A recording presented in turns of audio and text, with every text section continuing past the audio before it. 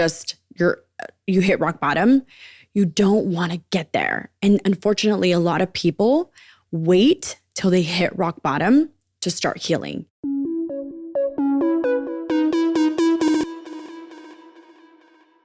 Hi guys, welcome back to the Blooming Podcast. You're listening to episode number 85, and this week's episode is titled 4 Things I Would Do Differently If I Was Starting My Healing Journey Completely Over Again. This is such a good freaking episode, I have to say. If I do say so myself, I actually think every single podcast episode you listen to is really good because you guys, if you guys knew how much time I take into consideration or like I use to plan each podcast episode, that's why a lot of them are really long. And actually the past couple ones and the ones coming up are actually not that long, but it's only because I really, really took an effort to really plan the podcast episodes. And I really make sure I give you guys like the best information. I want to give you guys stories. I want to really make you guys feel like you are my friend and I'm maybe your coach. And I take into consideration the fact that maybe some of you guys are really, really new to a lot of this information. And I want to give you all the information you need to be really fully informed about what the best things to do are to really either if you're just starting or if you're already in it. I want to give you guys really detailed information. And I get messages all the time from people saying, I've never paid you $1. I just listen to your podcast. I do the things that you say to do in the podcast and I've changed my life and I feel so much better. And like, how amazing is that? Never worked with me.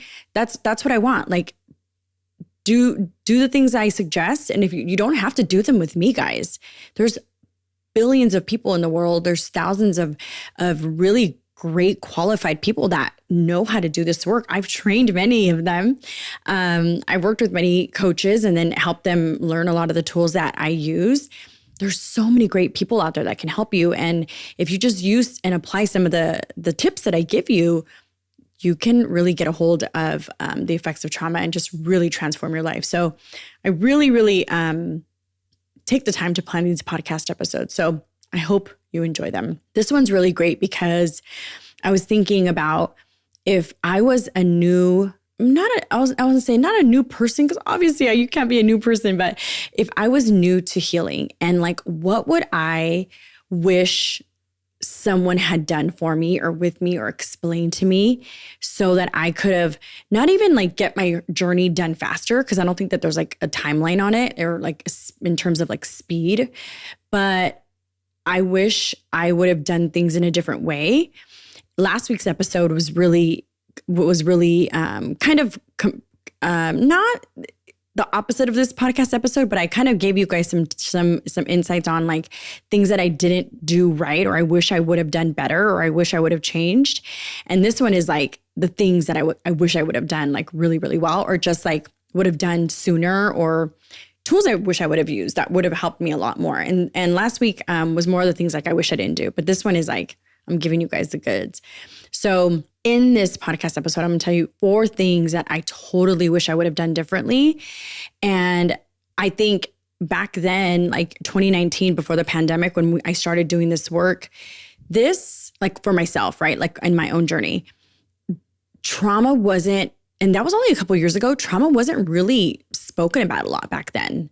Now it feels so, I mean, maybe because I'm in it, like, and I talk about it all the time, but it just wasn't, the word trauma was not used the way it is used now. I think it's really common to talk about it now. Like it really is. I hear people say it.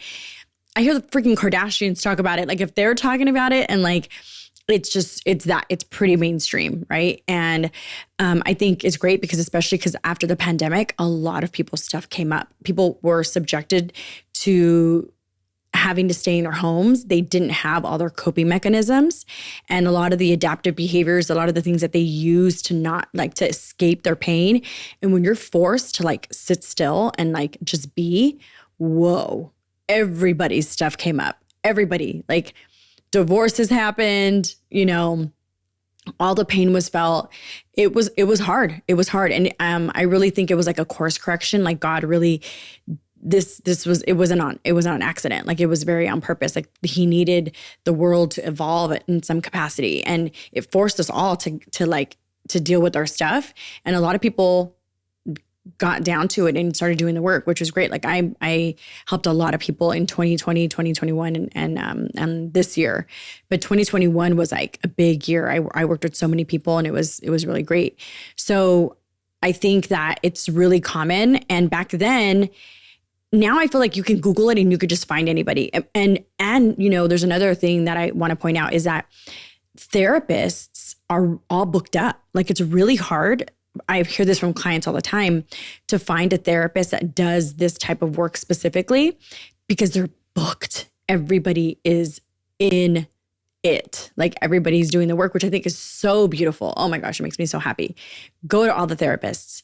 But unfortunately, there are some therapies that don't really work to fully address it. And so I'm so glad that I'm doing this work, and there's a lot of people like me doing this work. I'm working with a lot of coaches that I'm teaching and kind of showing to kind of do this work. So it's really amazing. But so let's get to it. So 4 things I would do differently if I was starting my healing journey completely over. All right. So number 1, I would start as soon as I found out that my issues were associated with trauma. Like, as soon as I found out that the effects of my life, like all the things that were going on, all the pain I was feeling, all the anxiety and the fear and my relationship breakdown and my inability to really feel safe with people and go out and like live life to my fullest and to my fullest potential and really know myself. At the moment that I found out that's why I was feeling that was because of unhealed trauma, I would have done the work immediately. And I delayed a lot. So I wouldn't have waited. You know that saying, the best time to plant a tree is 20 years ago? Same for healing. The moment you really find out that this is the reason you're having all this pain, or you're experiencing the internal distress or the social dysfunction in your relationships or your money or your physical health, I mean, it really is like, there's no better time than now, because trauma and the effects of trauma, they get worse with time and they fester, and they really do get worse. And it really is the best time to heal when you find out. But I realize some people don't have the means. Like, I get that.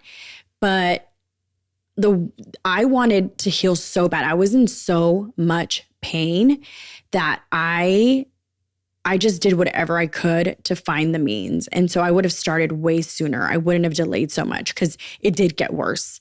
Like, I really believe that the way God works, the way the universe works, whatever higher being you subscribe to, is, you've heard people say this, that first you get a little pebble falling on your head, and then it becomes a rock, and then it's a brick, and then it's a house that lands on you. Then it's like just you hit rock bottom. You don't want to get there. And unfortunately, a lot of people wait till they hit rock bottom to start healing.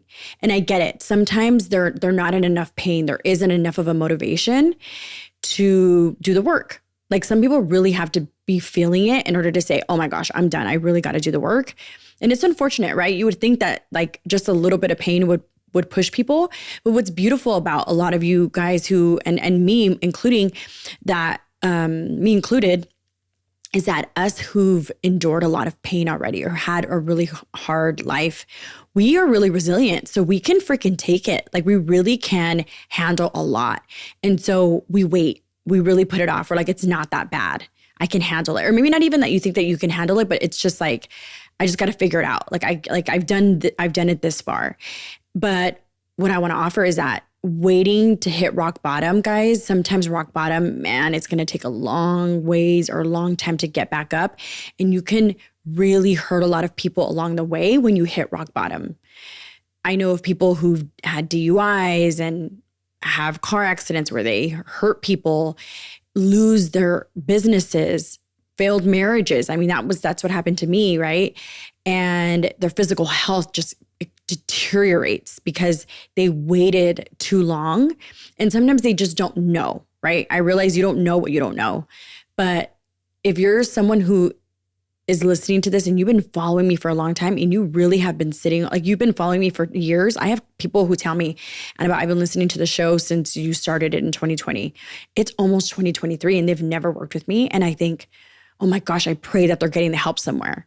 And sometimes they don't, like they're always into my DMs and telling me stuff. And I'm just like, oh my gosh, like please find a way to get the help. And you just don't want to wait that long. It really can get a lot worse. And I know for me, that's the first thing. It's my biggest tip is I would have done it as soon as I found out that that's what it was.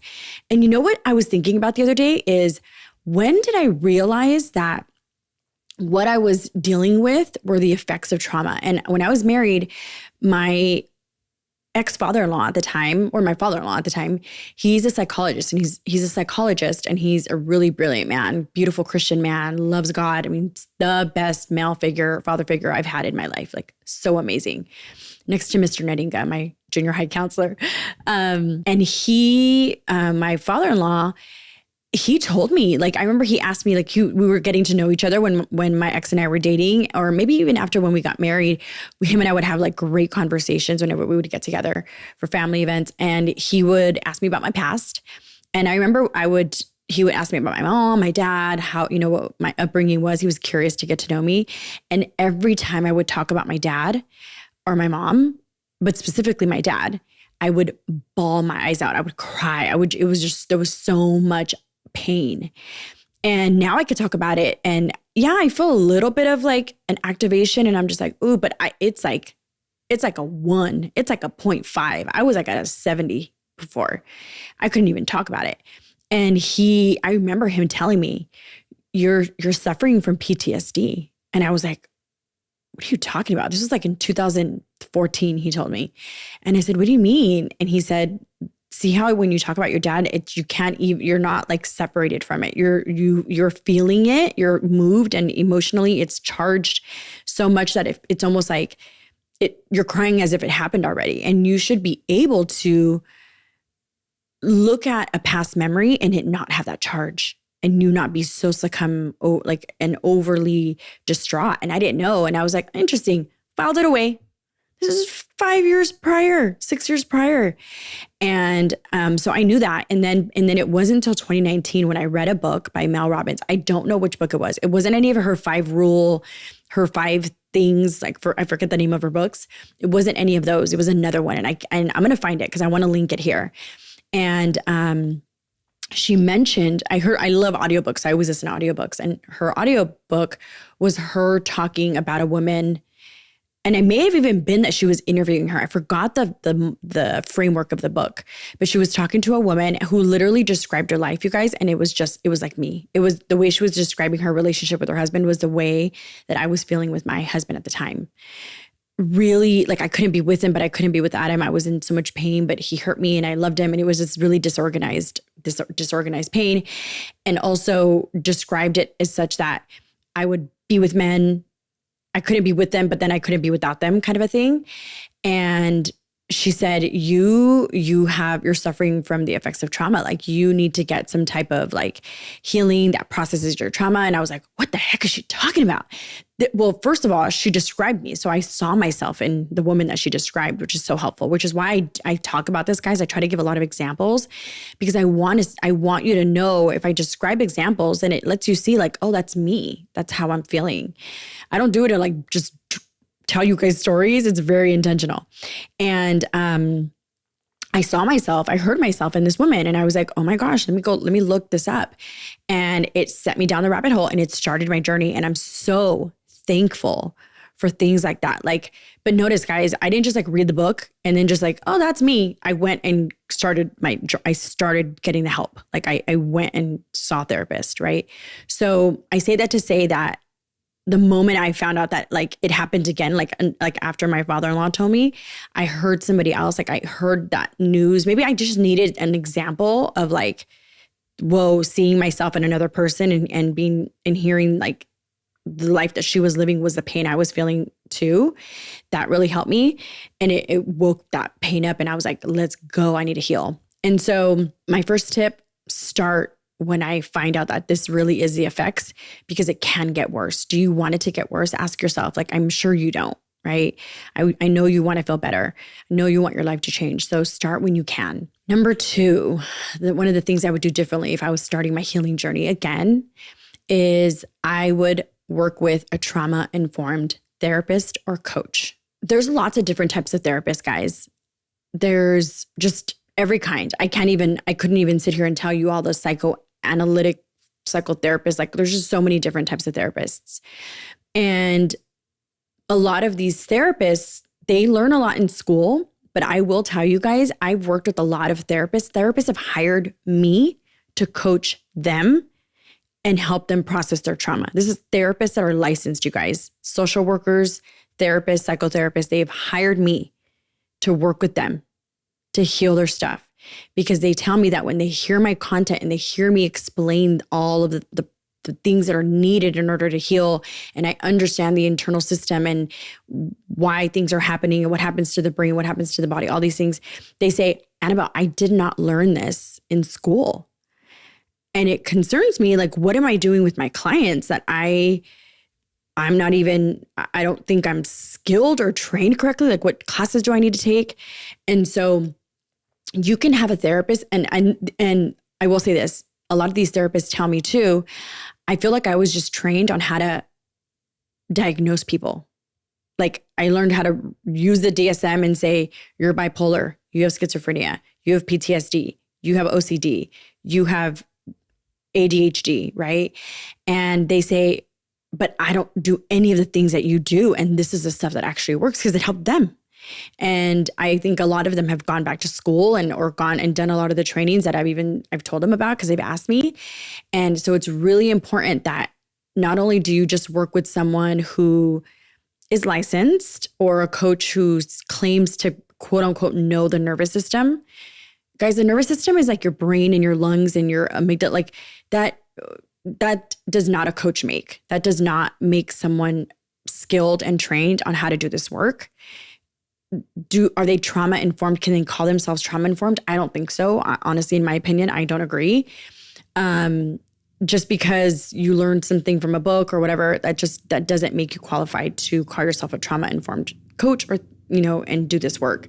So you want to work with a therapist or a coach that is skilled and trained and understands. In my mind, this is what I look for. Someone who processes trauma, who integrates implicit memories into the explicit conscious mind, and who knows how to undo and change unhealthy behaviors that were created from the effects of trauma, that were created from the trauma, maladaptive behaviors. And that to me is, and then also obviously teaches you how to regulate your emotions and create secure attachment, but I'll get into that one. That's the next point. But specifically those things, because those are the things that take away that emotional charge, that helps you understand your past. You have a coherent narrative of your past. And I would work with someone who knows how to undo my behaviors too. It's not just processing the past and not just understanding it, but it's also changing the behavior so my life looks different now. I'm doing different things moving forward. It's not just about looking at the past. You want the things that you do with the therapist to help you change your future. Because otherwise, it's not necessarily like, what's the point? Because I know processing your past is helpful, but that's not the only thing. Like there needs to be more. Your future should change. Your life should feel different. Your thoughts should change. Your behaviors should change if you do the work correctly. So number 2 would be 100% get someone who does that experiential therapy of processing trauma, integrating those memories and those parts of you, and doing the work that changes your behavior. Number 3 would be, I would work with a coach or therapist that teaches me tools to use moving forward. So this is piggybacking off of number 2. Some people might say, what do you mean like someone teaches me tools to move forward? So I'm going to give you guys an example. You don't want to be dependent on a person forever. Like, I do believe therapy and coaching is so great. Like, I honestly, I do have a therapist and a coach all the time. Like, I have somebody that holds space for me that I can go to. I feel seen. I feel heard. I can let all my parts show, and I can like get support and encouragement. So it's really important. But at the same time, you don't want this codependent relationship where you don't know how to soothe yourself and how to talk yourself off the hypothetical ledge on a daily basis, that you need your therapist to do that. A good therapist or coach teaches you how to do that on your own. And I noticed that there's a lot of people who will say, like, I'll process this, I'll do that, we can do this together, let's talk every week. But you're left feeling dependent on their brain to regulate you. And that's a very slippery slope to be on, guys. And here's why. When you're dependent on somebody else to make you feel better, what happens when they're gone? What happens when they're not there? When you need someone and you want to have those skills, it's like, teach me how to do that. And what's great about this work, guys, is when you are with a therapist or a coach that holds space for you and does attune to your pain and holds and like really sees you and makes you feel seen and heard and understood, that relationship should teach you how to do this yourself by example. But a lot of times that takes a really long time and you need to be taught certain tools, okay? Specifically, what creates the effects of trauma on your brain and body was an experience that you didn't feel supported or safe, where you maybe felt powerless or unseen or unheard. And you need to attune to that pain in order for that pain to fully heal. So I'm going to say that again. Typically, not even typically, I'm going to say across the board, experiences in your past that made you feel unsafe, powerless, out of control, neglected, abandoned, rejected, helpless, unstable, inconsistent, like not loved, not encouraged, not seen, not connected to, those experiences are actually the parts of you that need the healing, that need that attuning, that always need that constant like love. And then it's the experience that you didn't have is that created the effects of trauma on you. And so you need space moving forward where those parts of you are being attuned to now. They needed attuning. They needed connection and empathy and to be seen and to be soothed then, because they didn't get it. That experience is actually what's going to heal them. That's why you need these therapists that do this experiential modalities that I talked about in one of the other past episodes. And because of that, that makes you fully heal even more. And if you're taught these tools to use moving forward, you're always attuning to that pain whenever it comes up. You're there to soothe it. You're there to connect to it. You're there to be there for it. You're reparenting that, so to speak, that inner child, right? This is that work. It's like shadow work or inner child work, or people call it just lots of different things, parts work. And I call it self-connection. And you need to learn how to do this. And I do this work with my clients in Bloom. I teach my clients how to connect to themselves and how to attune to their pain so they don't have to rely on me. I want you guys to do all the work with me, invest in yourself, do the work, and then you're off to the races. Like, you're good. You learned everything that you needed, and now you can really fend for yourself. And that's what, if you think about it, that's what we needed as kids from our parents and our caregivers. A lot of us have these attachment wounds from not being properly attuned to as children. And I'm now teaching my clients how to kind of attune to these younger parts. And then they're using this moving forward. And so these are the tools that make you feel securely attached. You learn secure attachment. You feel securely attached to yourself. You feel safe in your own body. And you know how to regulate your emotions. You know how to soothe that pain whenever it comes up, which allows you then to do this for your children, do this with your partner, and do it in any relationship. You feel safe in any relationship, including, most importantly, the one with yourself. So you want to work with someone that teaches you these tools. It's integral to your healing. It's so important. And number 4, to me, one of the most important points on what I would do differently if I started my healing journey again is I would understand and look at healing as the most important and essential investments I will make in myself and in my life. We spend so much money, guys, on houses, on our degrees, on our education, on material things, on buying properties and having investments in 401ks and things like that. But if you guys understood the investment, the ROI on healing, it is priceless. It is tenfold. Not only is it priceless for you emotionally and mentally, feeling sound and feeling peaceful and feeling calm and feeling just safe in this world, but it stops generational trauma with you. If you're a parent and you have children, when you do the work on yourself, you learn all these tools and you're able to do this for yourself, and you model healing for your children and with your children. And they will have the safe and beautiful, peaceful, calm environment that you didn't have maybe growing up. So the investment in your healing, I have clients that tell me all the time, I would have paid double 3 times, 4 times, 5 times. You taught me that this work was, I can't even imagine like not doing this. I would have paid so much more for the relief and the peace and the pain-free safety life that I feel now, and the life that I'm able to create for my kids with my partner, the life that I'm able to create just for myself, like maybe now their business, maybe now the income that they have, their physical health, right? And I think it's so important to not look at healing as a chore, as a nice to have. It really is an investment. And when I say investment, I just say that there's a return on it. There's like so much value in your healing. The benefits of healing are huge. And that's next week's podcast episode that I'm going to go over. And I can't wait to share that one. And the ROI on healing is just, it's priceless, you guys.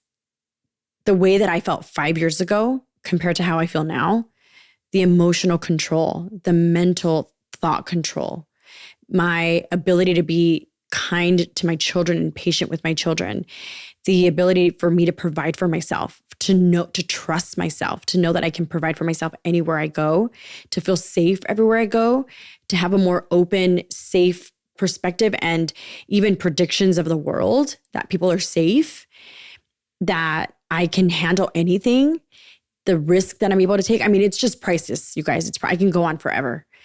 That's what next week's episode is for, but it's an investment. I think you should look at it like an investment. It's not a cost. There's so much value in it. And I have clients that tell me, I got a loan. I put it on my credit card. I borrowed the money. And the ROI on it financially, you guys, like it may be kind of pricey for a lot of you guys to invest in your health. But you guys, the ROI financially, just the ability that comes from healing, your ability to make money afterwards it doesn't even compare. You have so much capacity to take on risk, to make decisions, to be resourceful that give you the ability to make more money, to actually be creative and courageous and confidence to do things that can make you millions of dollars when you do this work. So it's an investment, but it's, to me, the most important and the best investment you can ever make on yourself, especially because of the impact that it has on your family and every single person that you touch, especially if you're a parent, if you're a mother, if you're a father and you're listening to this, the impact that it has on your family is just tremendous. It literally can stop generational trauma. It does stop it. I've seen it. I know it. Mine will stop with me. My kids will not endure any of the pain that I ever did, and they're going to thrive. They're going to just be these enlightened little, confident little people in the world. It's amazing. And for that, I mean, if that's not a priceless gift, I don't know what is. I hope this was helpful, guys. One of the fun things that I've been creating in my email newsletter, if you're not on my newsletter, my wait list, whatever you want to call it, I definitely recommend that you subscribe to it. It'll be here in the show notes. there's this really great 9-day series that I've created on how exactly to heal trauma. And that alone is such a valuable email series that you're getting in my email newsletter. But I really, really, really suggest and recommend, if you're interested in getting a lot of great things in your inbox that have to do with healing, definitely click the link in the show notes so you get that. I hope this episode was helpful.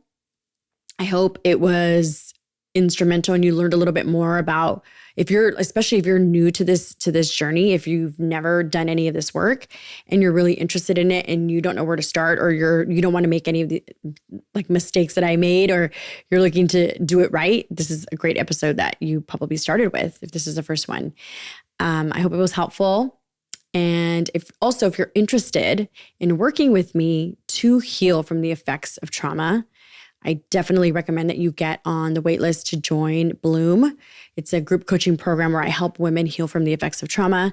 We are opening it up. I'll open it up again in December, and we're starting the work in January, the first week of January.